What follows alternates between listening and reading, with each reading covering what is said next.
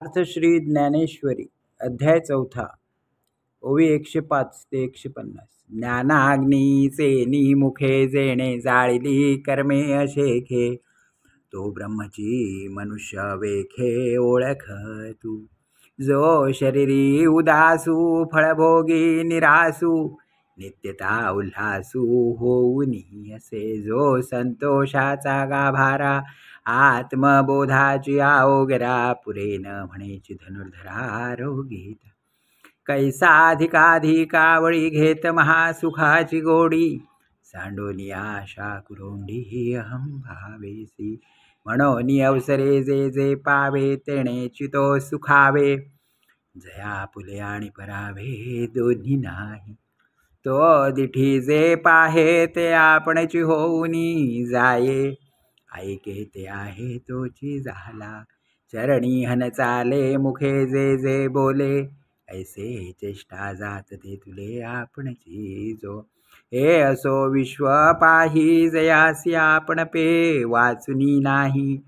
आता कवणते कर्म काही बाधी तयाते. हा मत्सरू जे थोपजे, ते तुले नुरेची जया दुजे.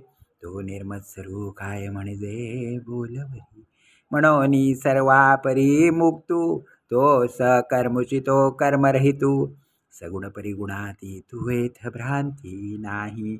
तो देह संगे तरी असे, परिचैतन्या सारिखा दिसे.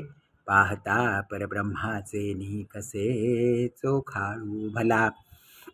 ऐसाही परी कौतुके, जरी कर्मे करी यज्ञादिके. तरी तिये लगा जाती आशेखे, तयाच्या चिठाई. अकाळीची अभ्रे जैसी, उर्मी विणा आकाशी. हारपती आपैशी उदयली शांती. विधी विधान विहिते जरी आचरे तो, समजते तरी ते ऐक्य भावे ऐक्याते पावतीची गा. जी हे हवन भिहोता, काये यज्ञ हा भोगता. ऐसिया बुद्धीसी नाही वंगता म्हणून. जे इष्ट यज्ञ यज्ञावे, ते हवी मंत्रादी आघवे. तो देखतसे अविनाश भावे, आत्मबुद्धी म्हणून ब्रह्मा तेची कर्म. ऐसे बोधाले जया समतया कर्तव्य, ते नैष्कर्म्य धनुर्धरा. आता विवेक कुमारत्वा मुकले, जया विरक्तीचे पाणिग्रहण जाहले. मग उपासन जिहि आणले योगाग्नीचे, जे यजनशील हरनिशी. जिह विद्या विली मनेसी, गुरुवाक्य हुताशी हवन केले. तिही योगाग्निकी यजिजे, तो दैव यज्ञू म्हणिजे. तेणे आत्मसुख कामिजे पंडू कुमरा. देवास्तव देहाचे पाळण, ऐसा निश्चयो परिपूर्ण. जो चिंतिना देह भरण, तो महायोगी जाण दैवयोगे. आता उधारी सांगे नाणिक, जे ब्रह्माग्नी याज्ञिक. तया ते यज्ञेची यज्ञ देख उपासी जे. एथ संयमाग्निहोत्री जे, युक्ती यंत्रांच्या मंत्री.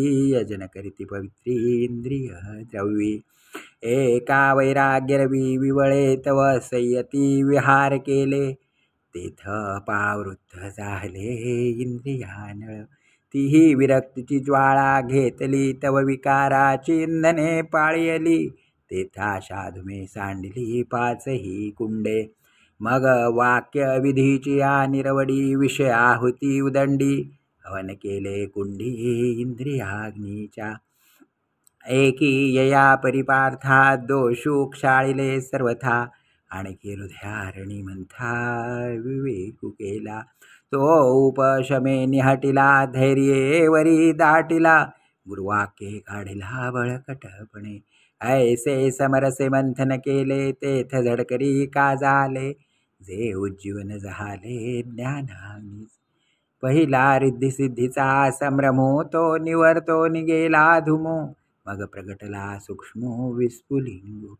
मग तयाचे मोकळे, तेची पेटवण घातले. जे यमदमी हळवारले आई ते होते. तेणे साधुकपणे ज्वाळा समृद्धा. मग वासनांतराची समिधा. स्नेहेसी ज्ञानाविधा जाळिलिया.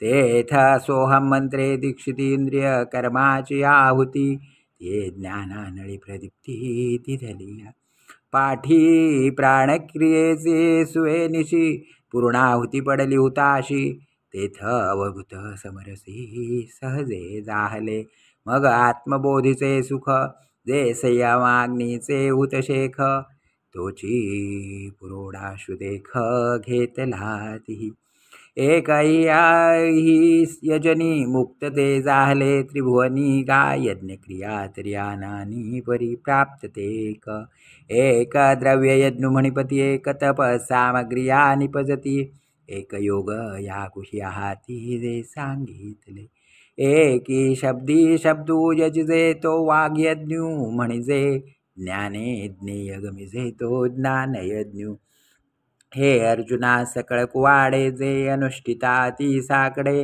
परीच तेंद्रियासी घडे योग्यता वशे ते प्रवीण तेथ बले आणि योग समृद्धी याथिले म्हणून आपण याती केले आत्महवन मग पाग्नीचा मुखी प्राणद्रव्ये देखी हवन केले की अभ्यास योगे एकू अपानु प्राणी अर्पिती एक दोहितेही निरुंदिती ते प्राणायामी मणिपती पंडू कुमरा एक वज्रयोग क्रमे सर्वाहार संग्रमे प्राणुसंभ्रमे हवन करीती ऐसे मोक्ष काम सकळ समस्ते हे यजनशीळ जिही यज्ञद्वारा मनोमळ क्षाळन केले जया विद्या जात जाळिता जे उरले निज स्वभावता जेथ ज्ञान होता उरे चिना जेथ यजित याचा काम पुरे यज्ञीचे विधान सरे मागुते जेथुनी ओसरे क्रिया जात श्रीराम श्रीराम